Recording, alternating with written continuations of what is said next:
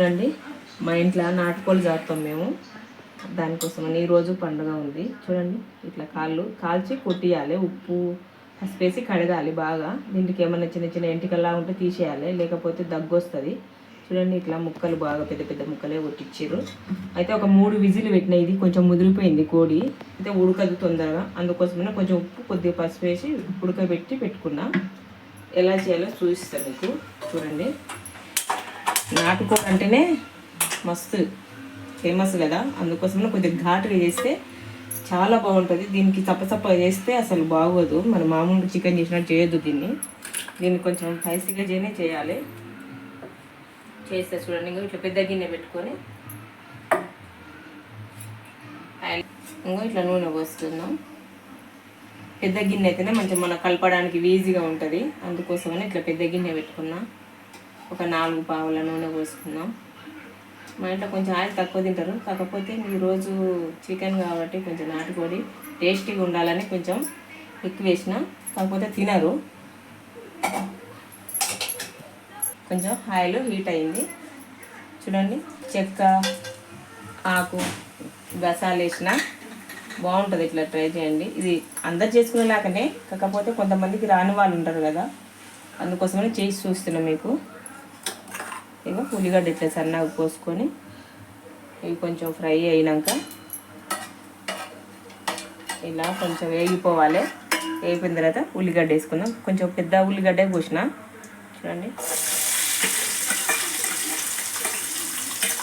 ఇది మొత్తం పండుగ వేగాలి బాగా.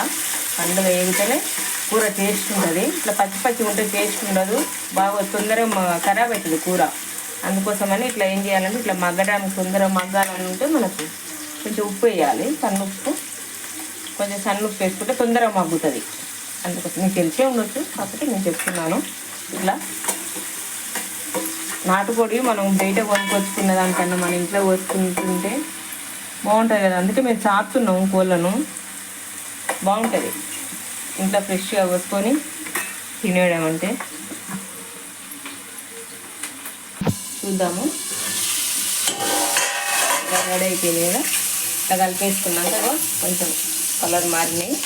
అల్లం వెల్లిగడ్డ పేస్ట్ ఫ్రెష్గా ఇప్పుడే నూరుకున్నా, కాకపోతే కొంచెం ఎక్కువ వేసుకోవాలి, బాగుంటుంది.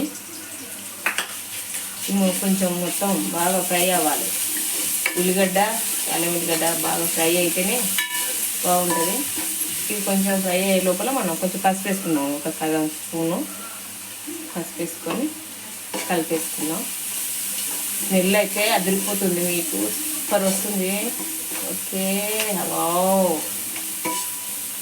నాటుకోడి అంటేనే పల్లెటూళ్ళల్లో ఫేమస్.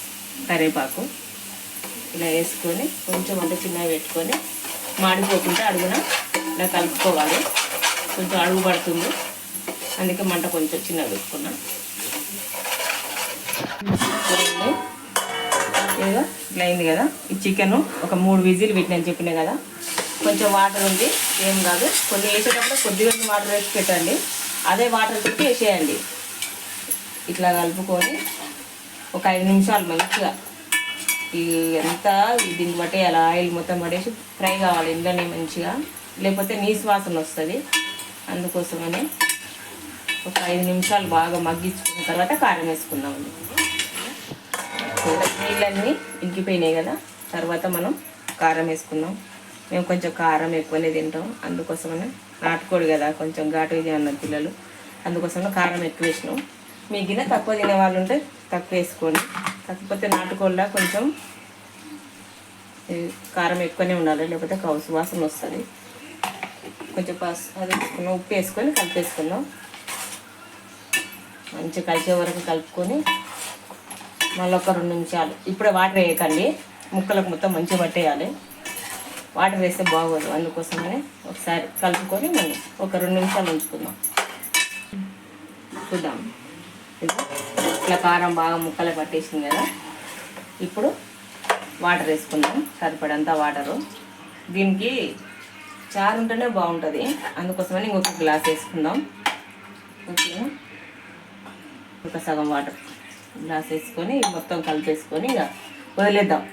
ఒక్క పావు గంట సేపు వదిలేస్తే బాగా ఉడికిపోతుంది, ఈ కారం అంతా పడుతుంది. ఓకేనా.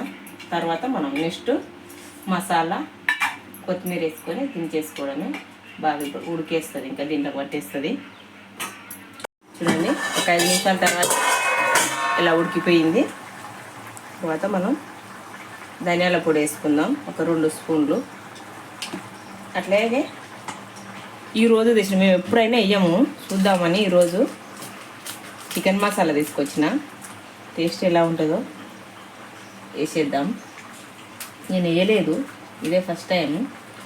మీకు ఇష్టం ఉంటే వేసుకోండి, లేకపోతే లేదు.